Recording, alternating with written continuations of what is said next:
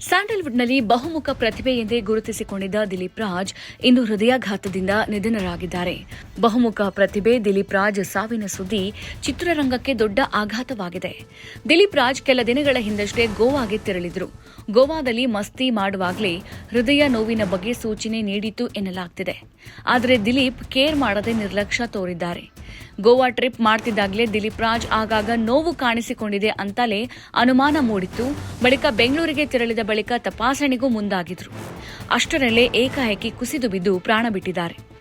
ಎಲ್ಲವೂ ಸರಿ ಇದ್ದಿದ್ರೆ ಇಂದೇ ದಿಲೀಪ್ ರಾಜ್ ಆಸ್ಪತ್ರೆಗೆ ತೆರಳಿ ಹೃದಯ ತಪಾಸಣೆ ನಡೆಸಬೇಕಿತ್ತು. ಆದರೆ ದುರಾದೃಷ್ಟ ಎಲ್ಲವೂ ಕಾಲ ಮಿಂಚು ಹೋಗಿದೆ. ಚಿಕಿತ್ಸೆಗಾಗಿ ಅಪಾಯಿಂಟ್ಮೆಂಟ್ ಕೂಡ ಫಿಕ್ಸ್ ಆಗಿತ್ತಂತೆ.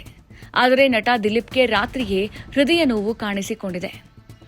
ದಿಲೀಪ್ ನಿರ್ಲಕ್ಷ್ಯವೇ ಸಾವಿಗೆ ಕಾರಣವಾಯಿತಾ? ಸದ್ಯ ನಟ ದಿಲೀಪ್ ರಾಜ್ ಅವರ ಸಣ್ಣ ನಿರ್ಲಕ್ಷ್ಯ ಈ ದುರಂತಕ್ಕೆ ಕಾರಣವಾಯಿತು ಎನ್ನಲಾಗ್ತಿದೆ. ನೋವು ಕಾಣಿಸಿಕೊಂಡ ತಕ್ಷಣ ಆಸ್ಪತ್ರೆಗೆ ದಾಖಲಾಗಿದ್ರೆ ಈ ದುರಂತ ನಡೀತಾ ಇರಲಿಲ್ಲ. ಆದರೆ ವಿಧಿ ಆಟ ಬೇರೆನೇ ಇದೆ ಅಂತ ಕುಟುಂಬಸ್ಥರು ಕಣ್ಣೀರು ಹಾಕಿದ್ದಾರೆ. ನಿನ್ನೆ ರಾತ್ರಿ ಧಾರಾವಾಹಿ ಕಲಾವಿದರ ಜೊತೆ ಫೋನ್ನಲ್ಲಿ ಚೆನ್ನಾಗಿ ಮಾತಾಡಿದ್ರಂತೆ.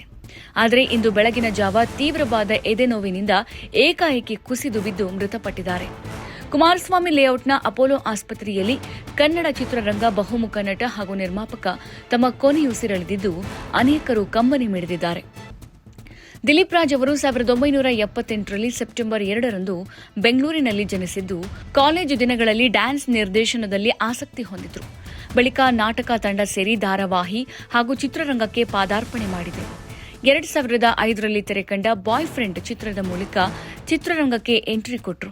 ಬಳಿಕ 2007ರಲ್ಲಿನ ಪುನೀತ್ ರಾಜ್ಕುಮಾರ್ ಅಭಿನಯದ ಮಿಲನ ಚಿತ್ರದಲ್ಲಿ ಹೇಮಂತ್ ಆಗಿ ಖಳನಾಯಕನ ಪಾತ್ರದಲ್ಲಿ ಭಾರೀ ಸದ್ದು ಮಾಡಿದರು. ಇತ್ತೀಚೆಗೆ ಬಿಡುಗಡೆಯಾದ ಲವ್ ಮಾಕ್ಟೇಲ್ ಚಿತ್ರದಲ್ಲಿ ವಕೀಲರ ಪಾತ್ರದಲ್ಲಿ ನಟಿಸಿ ಕನ್ನಡ ಚಿತ್ರರಂಗದ ಪ್ರತಿಭಾನ್ವಿತ ನಟನಾಗಿ ಜನಪ್ರಿಯನಾಗಿದ್ದರು.